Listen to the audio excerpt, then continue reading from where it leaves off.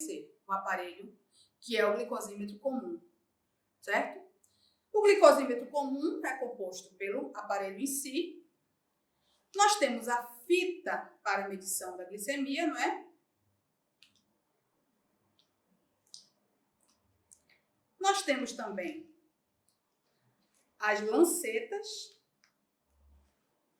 que são utilizadas para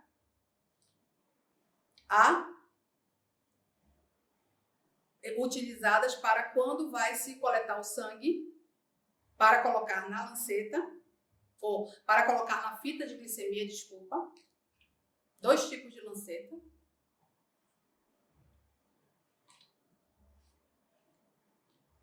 Claro que quando eu vou verificar a glicemia, eu vou estar paramentada com luva, certo? E vou ter também algodão. Temos também o Libre, que é um aparelho relativamente novo, mas que já está disponível no mercado. É um aparelho que é utilizado durante 14 dias, colocado geralmente na face anterior do braço.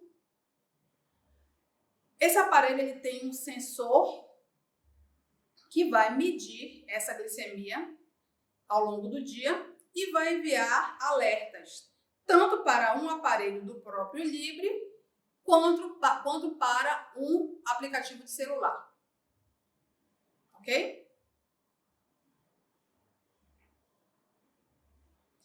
Pacientes diabéticos geralmente têm uma prescrição médica para verificação da glicemia. Dependendo do médico, essa verificação pode ser recomendada de 4 em 4 horas, de 6 em 6 horas, sempre antes da alimentação ou antes da administração da insulina.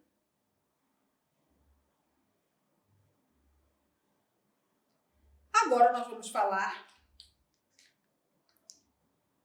da seringa de insulina, das seringas de insulina. Nós temos a apresentação das seringas. 30 unidades corresponde a 0,3 ml, 50 unidades que corresponde a 0,5 ml e 100 unidades que corresponde a 1 ml. Aqui alguns exemplos de seringa de insulina. Tenho aqui das minhas mãos uma seringa de 100 ml, de 100 unidades, e uma seringa de 30 unidades. Lembrando que a insulina ela é medida em unidades internacionais. Por isso que a seringa também tem essa medição em unidades internacionais. Alguns lembretes sobre a seringa de insulina.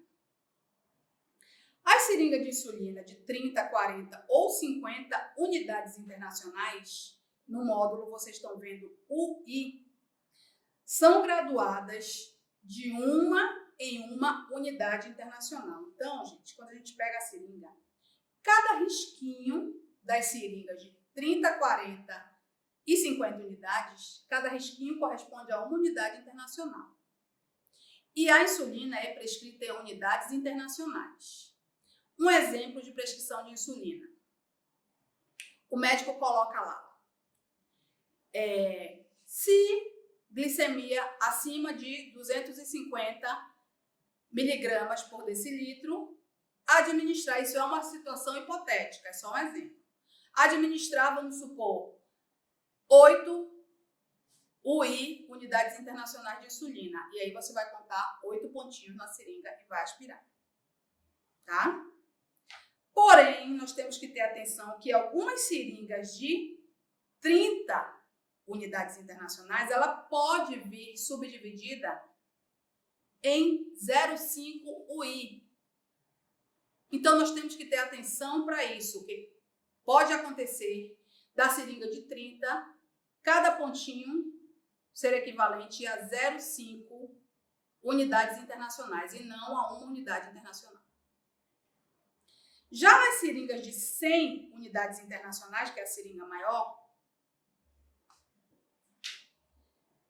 a escala de graduação, que é cada pontinho desse, ele equivale a 2 unidades internacionais. Algumas seringas de 100 virão graduadas em uma unidade internacional cada pontinho, mas a grande maioria pode vir graduada em 2 unidades internacionais. Então, a gente tem que ter atenção quanto a isso, tá? Cada pontinho pode ser equivalente a 2 unidades internacionais. Por que a gente tem que estar atento a isso, gente? Porque se a gente errar um pontinho desse, a gente pode dar insulina a mais para o nosso idoso e levar ele à hipoglicemia, que é uma emergência, não é? É uma emergência para os nossos idosos. Então, a graduação das seringas, toda essa graduação é muito importante para nós, profissionais cuidadores de idosos, que somos responsáveis pela administração da insulina. Lembrem-se que lá no início, quando eu falei de administração de medicações, eu falei que o profissional cuidador de idosos ele está habilitado somente a administrar medicações por via oral e via subcutânea. Lembrem-se disso. E a questão da administração de insulina é uma responsabilidade muito importante e muito grande. Por isso, eu lembro novamente, uma das características do cuidador de idosos é a nossa responsabilidade, tanto a nível emocional como responsabilidade técnica.